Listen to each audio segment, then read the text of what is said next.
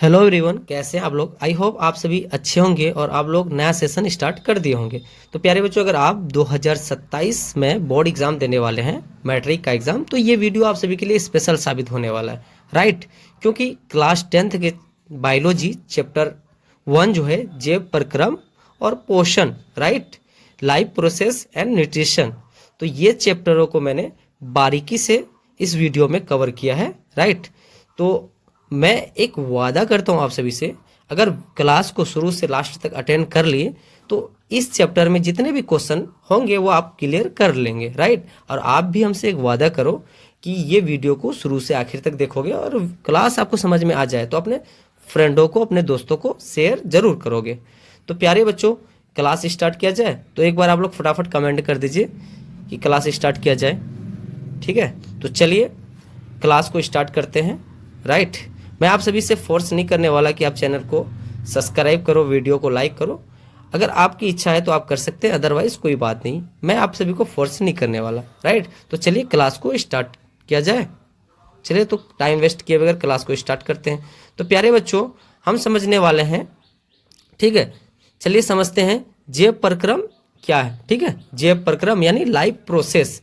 तो देखिए, दुनिया में जीवित रहने के लिए जो जीव होते हैं, है ना, उनको उनके शरीर में जो क्रियाएं होती है निरंतर जो चलती रहती है, ठीक है, उनको क्या कहते हैं, जैव प्रक्रम। यानी जीवों को जीवित रहने के लिए अपने शरीर का जो अनुरक्षण करता है, यानी निरंतर उनके शरीर में जो भी क्रियाएं चलती रहती है, उनको हम क्या कहते हैं, जैव प्रक्रम यानी लाइफ प्रोसेस। जैसे मान लीजिए पोषण हो गया, न्यूट्रिशन, ठीक है, श्वसन हो गया, हम लोग सांस जो लेते हैं, ठीक है, उसके साथ साथ परिवहन हो गया। ये सब के सब जो है किस में आ जाएगा, सब के सब आपका जैव प्रक्रम में आ जाएगा। किस में आ जाएगा प्यारे बच्चों, जैव प्रक्रम, राइट।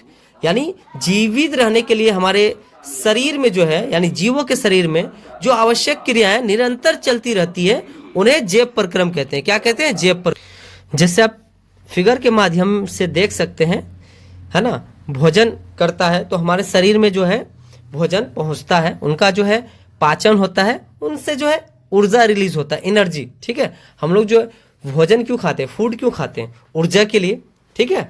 तो कहीं ना कहीं हमारे शरीर में जो भी प्रक्रिया चलती है, जो भी क्रियाएं चलती रहती है, चाहे वो श्वसन हो, चाहे वो परिवहन हो, चाहे वो उत्सर्जन हो, ये सब के सब किस में आ जाएगा, जैव प्रक्रम में आ जाएगा, राइट, है ना। जैव प्रक्रम में आपका क्या हो जाएगा, क्या क्या आ जाएगा, भोजन करना आ जाएगा, सांस लेना आ जाएगा, रक्त संचार, उत्सर्जन, यानी यही क्रिया को क्या कहते हैं, जैव प्रक्रम कहते हैं। तो क्या आपको समझ में आया, एक बार कमेंट कर दीजिए फटाफट।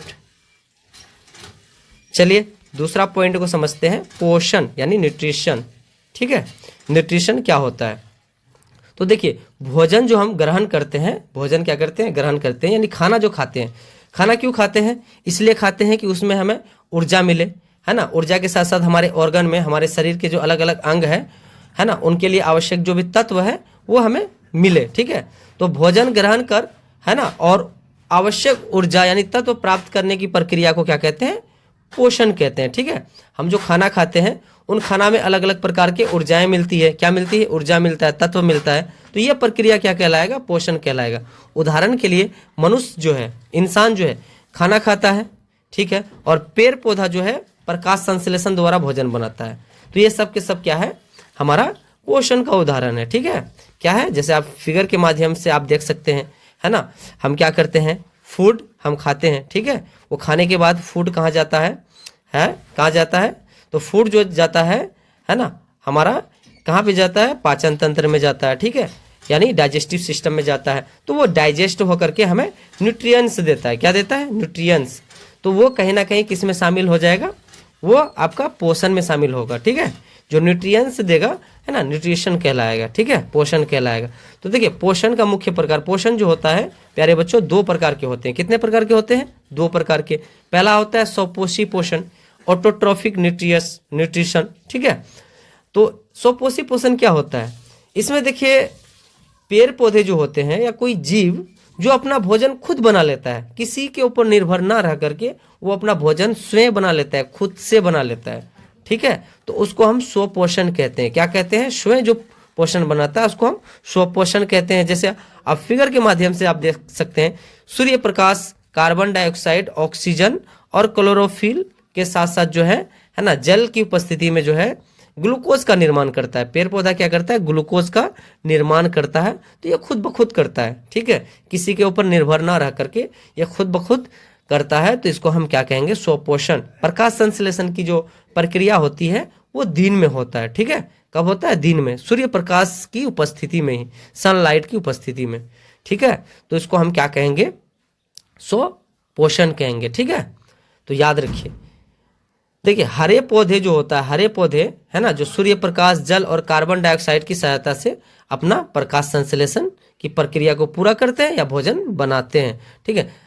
जैसे हरे पौधे हो गया, घास, पेड़ पौधे, ये सब के सब स्वपोषण का उदाहरण है, ठीक है। तो देखिए प्रकाश संश्लेषण के लिए ये भी मोस्ट इंपोर्टेंट सवाल बनता है जो एग्जाम में 2 मार्क्स में पूछा जाता है, ठीक है, कि प्रकाश संश्लेषण के लिए आवश्यक पदार्थ कौन कौन से हैं। तो प्रकाश संश्लेषण यानी फोटोसाइंथेसिस रिएक्शन के लिए जो है, प्रकाश संश्लेषण के लिए है ना, 4 पदार्थों का होना बहुत ज़्यादा जरूरी है, 4 चीज़ों का होना जरूरी है। पहला है सनलाइट, सूर्य प्रकाश होना चाहिए। दूसरा क्लोरोफिल, जो हरित लवक होता है, ठीक है, क्लोरोफिल, ठीक है, उनका होना बहुत ज़्यादा जरूरी है। जल का होना जरूरी है और कार्बन डाइऑक्साइड का होना बहुत ज़्यादा जरूरी है। इन चारों पदार्थों के उपस्थिति में ही प्रकाश संश्लेषण की प्रक्रिया पूरा होगा और पेड़ पौधे जो है, प्लांट जो है, अपना फूड को जनरेट करेगा, ठीक है, अपना भोजन बनाएगा। जैसे आप फिगर के माध्यम से आप देख सकते हैं, प्रकाश संश्लेषण के लिए आवश्यक पदार्थ सूर्य प्रकाश हो गया, कार्बन डाइऑक्साइड हो गया, ठीक है, उसके बाद पानी के साथ साथ क्लोरोफिल, ऑक्सीजन, ये सब का होना बहुत ज़्यादा जरूरी है, ठीक है। कार्बन डाइऑक्साइड में ही ऑक्सीजन आ जाता है। तो इनसे क्या करेगा? ग्लूकोज का निर्माण करेगा, ठीक है, जैसे आप देख सकते हैं ग्लूकोज का निर्माण करता है। तो ये पेड़ पौधा का भोजन है, क्या है? फूड है, जिसके कारण से पेड़ पौधे जीवित रहते हैं, ठीक है। उसके बाद देखिए, है ना, सभी हरे पौधे जो होते हैं वो प्रकाश संश्लेषी होता है और क्लोरोफिल यानी हरित लवक को प्रकाश है ना, लेसी अंगक कहा जाता है, ठीक है। जितने भी हरे पौधे होते हैं वो प्रकाश संश्लेषी होते हैं, ठीक है। चलिए इसका जो है ना, दूसरा प्रकार समझते हैं पोषण का, पर पोषण या परपोषी पोषण, ठीक है, हेटेरोट्रोफिक न्यूट्रिशन। तो ये क्या है? जब कोई जीव अपना भोजन खुद ब खुद न बना करके, ठीक है, अपना भोजन खुद से न बना करके दूसरे जीवों पर निर्भर रहता है, उसे परपोषी पोषण या परपोषण कहते हैं, ठीक है। उनको क्या कहते हैं? परपोषण। जैसे मान लीजिए मनुष्य हो गया, कहीं ना कहीं दूसरे जीवों पर, दूसरी चीजों पर निर्भर रहता है। गाय, कुत्ता, शेर, ये सब के सब परपोषी पोषण के उदाहरण है, परपोषण का उदाहरण है, ठीक है। कहीं ना कहीं क्या करता है? दूसरे जीवों पर निर्भर रहता है। जैसे अब फिगर के माध्यम से देख सकते हैं, है ना, मनुष्य क्या करता है? भोजन ग्रहण कर रहा है, ठीक है, और गाय क्या कर रहा है? घास चर रहा है, ठीक है। अमरबेल देखिए दूसरे पेड़ के जो है ऊपर निर्भर है, ठीक है। तो ये सब के सब क्या है? सब के सब परपोषण के जो है एग्जाम्पल है, उदाहरण है। चलिए अब समझते हैं परपोषण कितने प्रकार के होते हैं। इससे पहले अगर आपको वीडियो समझ में, अगर ये पॉइंट आपका क्लियर है तो आप एक बार कमेंट करके बता सकते हैं क्लियर है ये पॉइंट। चले आगे, ठीक है। तो फिगर के भी माध्यम से आप समझ सकते हैं कि जो जीव अपना भोजन स्वयं नहीं बना सकते हैं और अन्य जीवों पर निर्भर रहते हैं, उसे परपोषण या परपोषी पोषण कहते हैं, ठीक है। देखिए परपोषी पोषण या परपोषण 3 प्रकार के होते हैं, ठीक है। कितने प्रकार के होते हैं? 3 प्रकार के। पहला होता है मृतजीवी पोषण यानी सेप्रोट्रोफिक न्यूट्रिशन, ठीक है। देखिए इसमें क्या होता है, एक्चुअल में कोई भी जीव जब वो सड़े गले या मृत जीवों पर निर्भर रहता है या उनके अवशेषों से अपना भोजन प्राप्त करता है, फूड जनरेट करते हैं, ठीक है, खाना बनाते हैं, तो उनको हम क्या कहेंगे? मृतजीवी पोषण कहेंगे। जैसे है ना, फफूंदी हो गया, मशरूम हो गया, यीस्ट हो गया, है ना, राइजोपस हो गया, ठीक है। ये सब के सब क्या है? मृतजीवी, है ना, जीवों में आता है। इसको हम मृतजीवी पोषण में शामिल कर सकते हैं, ठीक है प्यारे बच्चों। जैसे आप देखिए एग्जाम्पल के तौर पे फिगर से भी आप समझ सकते हैं, है ना। फफूंदी जो है ना, फफूंदी जो है, देखिए ये दूसरे सरे गले चीजों पर निर्भर है ना। मशरूम देख लीजिए, ठीक है। उसके साथ साथ ये सब के सब क्या है? सरे गले जीवों पर कहीं ना कहीं निर्भर रहता है। बैक्टीरिया सब हो गया, ये सब के सब क्या होते हैं? सरे गले, है ना, जीवों पर निर्भर रहते हैं। आपके पाचन तंत्र के अकॉर्डिंग जो आपका भोजन को पाचित करता है, ठीक है, भोजन को जो पाचित करता है ना, वो कहीं ना कहीं क्या होगा, भोजन को पाचन जो करता है वो हमारे जो है छोटे छोटे बैक्टीरिया जो होते हैं वो भोजन को पाचित करते हैं, ठीक है। तो सड़े गले चीज़ों का जो भी है ना अपना भोजन जो प्राप्त करेगा सड़े गले चीज़ों से, है ना, उनको हम क्या बोलेंगे, उनको हम क्या बोलेंगे, कहीं ना कहीं उनको क्या बोलेंगे प्यारे बच्चों, उनको मृतजीवी पोषण बोलेंगे, ठीक है। जैसे बहुत सारे जीव जंतु जब मर जाते हैं, मरने के पश्चात क्या होते हैं, उसमें बहुत सारे छोटे छोटे जो है ना बैक्टीरिया पड़ जाते हैं, ठीक है, उसको हम क्या बोलेंगे, उसको हम बोलेंगे मृतजीवी पोषण, ठीक है। वो जो तरीका से पोषण प्राप्त करेगा उसको मृतजीवी पोषण बोलेंगे। चलिए दूसरा इसका पॉइंट समझते हैं, परजीवी पोषण, है ना, पारास्टिक, है ना, पारास्टिक न्यूट्रिशंस, ठीक है। तो देखिए परजीवी पोषण क्या होता है, जब कोई जीव दूसरे जीवों के शरीर से अपना भोजन प्राप्त करता है या भोजन चोरी करता है, ठीक है, जब कोई भी जीव दूसरे जीव के शरीर से अपना भोजन को प्राप्त करता है, ठीक है, प्राप्त करता है और उससे नुकसान पहुंचाता है, ठीक है, दूसरे जीवों को नुकसान पहुंचाता है, उनको हम परजीवी पोषण बोलेंगे। क्या बोलेंगे, परजीवी पोषण। तो याद रखिए कोई भी जीव दूसरे जीवों के शरीर से भोजन को प्राप्त करना या चुराना और उनको नुकसान पहुंचाना वो परजीवी पोषण के अंतर्गत आएगा, ठीक है। जैसे आपके शरीर में कहीं ना कहीं मच्छर काटता है और आपका जो है सर में जो है जू वगैरह जो रहता है वो आपसे भोजन चुराता है, और याद रखिए वो जो है आपको नुकसान भी पहुंचाता है, ठीक है, उसको हम परजीवी पोषण बोलेंगे।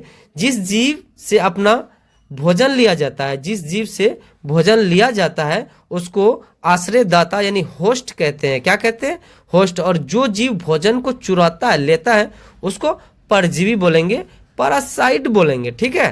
तो जैसे अमरबेल हो गया, जू हो गया, मच्छर हो गया, आपका पेट में फीता कृमि जो होता है, कृमि जिसको बोलते हैं, है ना, प्लाज्मोडियम हो गया, ये सब के सब परजीवी है। जैसे आप एग्जाम्पल के तौर पे देख सकते हैं, ठीक है, ये अमरबेल जो है दूसरे जीवों पर निर्भर है, पेड़ों पे निर्भर है, ठीक है, ये सब के सब जो है ना, जैसे आप देख सकते हैं आपका जो है मच्छर आपके शरीर में जो काटता है, ठीक है, आपका जो सर के बालों में जू पाया जाता है, ये सब के सब आपका क्या हो जाएंगे, सब के सब परजीवी पोषण में आएंगे, ठीक है। किस में आएंगे, परजीवी पोषण में आएंगे। तो ये फीता कृमि हो गया, है ना, फीता कृमि आपका डाइजेस्टिव सिस्टम में जो पाचन तंत्र में पाया जाता है कृमि, ये सब के सब आपका किस में आ जाएगा प्यारे बच्चों, परजीवी पोषण में आ जाएगा, ठीक है, किस में आएगा, परजीवी पोषण। उसके बाद देखिए प्राणी सम पोषण, ठीक है, होलोजोइक न्यूट्रिशन। तो देखिए प्राणी सम पोषण क्या होता है, जब कोई जीव भोजन को निगल कर, क्या करके, निगल कर खाता है, निगल कर जो है खाता है और उसे पेट में पचाता है, यानी डाइजेस्ट करता है अंदर में ले जा करके, ठीक है, पचता है, तो उससे जो है पोषण प्राप्त जो करता है उससे जो है प्राणी सम पोषण कहेंगे। क्या कहेंगे, प्राणी सम पोषण कहेंगे। जब कोई भी जीव भोजन को निगल करके खाता है, अंदर ले जा करके उसको पचाता है ना, इस तरीके से जब भोजन प्राप्त करता है, पोषण प्राप्त करता है, उसको हम क्या बोलेंगे, प्राणी संपोषण बोलेंगे, ठीक है।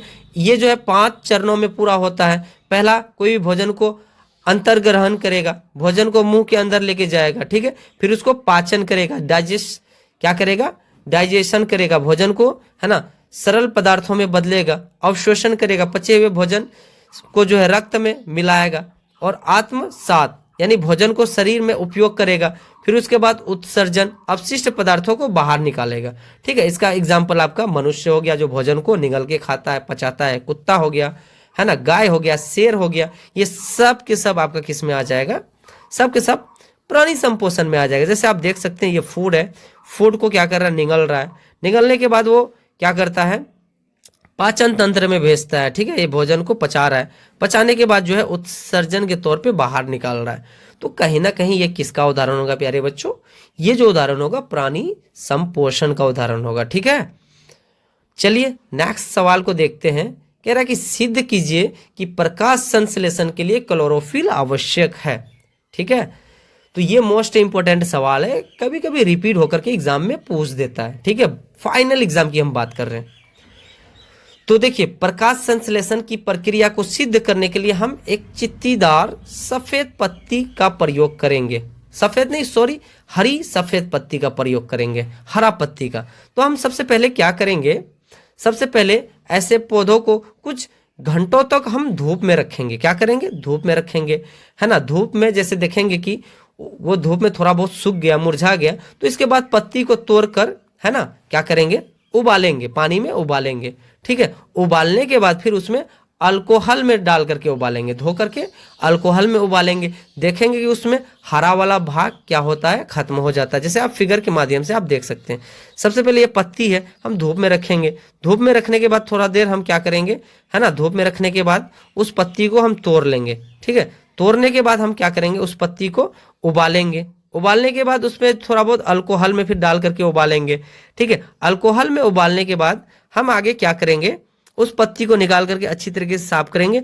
फिर उसमें जो है आयोडीन की कुछ बूंदों को छिड़केंगे। ठीक है, और हम देखेंगे कि जो चित्तीदार वाले भाग थे, है ना, वो भाग क्या हो जाता है, वो भाग क्या हो जाता है प्यारे बच्चों, वो वाला भाग जो है, जो चित्तीदार वाला भाग जो है ना, वो भाग नीला काला हो जाता है। जबकि सफेद भाग नहीं बदलता है। क्या नहीं होता है, सफेद भाग आप फिगर में देख सकते हैं कि वो नहीं बदल रहा है। ठीक है, तो उस पत्ती पर आयोडीन का घोल डालने पर ये पता चलेगा कि हरा वाला भाग नीला काला हो जाता है, जबकि सफेद वाला भाग बदलता ही नहीं है। ठीक है, तो नीला जो काला भाग होता है उसमें स्टार्च की उपस्थिति को दर्शाता है। ठीक है, जो वाला भाग में परिवर्तन हो जाता है, इससे वो साबित होता है कि जहाँ पे हरा वाला भाग था वहां पे प्रकाश संश्लेषण की क्रिया हुआ, सफेद वाला भाग पर नहीं हुआ। तो इससे ये साबित हो जाता है जहां क्लोरोफिल था, जहां क्लोरोफिल की उपस्थिति में थी, वहां पे जो है प्रकाश संश्लेषण का अभिक्रिया हुआ, है ना। जहां पे, है ना, व्हाइट भाग था, सफेद भाग था, वहां पे प्रकाश संश्लेषण नहीं हुआ। इससे ये साबित हो जाता है कि प्रकाश संश्लेषण के लिए क्लोरोफिल बहुत ज्यादा जरूरी है। ठीक है, उसके बाद देखिए, ये भी सवाल मोस्ट इंपोर्टेंट है, सिद्ध करना है कि प्रकाश संश्लेषण के लिए कार्बन डाइऑक्साइड गैस बहुत ज्यादा जरूरी है। ठीक है, क्या, कार्बन डाइऑक्साइड गैस। हम जो सांस लेते हैं, हमें पेड़ पौधे क्या करता है, ऑक्सीजन हमें शुद्ध करके देता है, और हम जो सांस छोड़ते हैं वो जो है कार्बन डाइऑक्साइड को रिलीज करते हैं, जो पेड़ पौधों का जो है ना, प्रकाश संश्लेषण के लिए बहुत ज्यादा जरूरी है। और वही हम आज साबित करने वाले हैं अभी। ठीक है, तो यह सिद्ध करने के लिए प्रकाश संश्लेषण के लिए कार्बन डाइऑक्साइड गैस यानी CO2 गैस आवश्यक है। इनके लिए हम एक प्रयोग करेंगे। हम सबसे पहले एक गमला लेंगे, गमला में लगे पौधे को 24 घंटे के लिए हम अंधेरे में रख देंगे। क्या करेंगे, अंधेरों में, ताकि उसमें धूप ना पड़े। ठीक है, जो प्रकाश संश्लेषण के लिए जो धूप चाहिए वो धूप ना पड़े। ठीक है, ताकि पत्तियां में मौजूद स्टार्च समाप्त हो जाए, स्टार्च जो होता है वो समाप्त हो जाए। इसके बाद हम पौधों की पत्ती को जो 2 भाग होता है उसमें बांट देंगे। क्या करेंगे, 2 भाग में बांट देंगे। कैसे बांटेंगे, है ना, कैसे बांटेंगे, तो एक भाग को कांच के बोतल में ढक देंगे, है ना, जिसमें पोटेशियम हाइड्रोक्साइड KOH रखा हो। उस बोतल में क्या रखा हो, KOH, है ना। तो KOH वाले जो बोतल है उनके अंदर की जो कार्बन डाइऑक्साइड है उनको वो सोख लेगा। क्या करेगा, KOH का जो घोल है वो कार्बन डाइऑक्साइड को खत्म कर देगा बोतल के अंदर, है ना।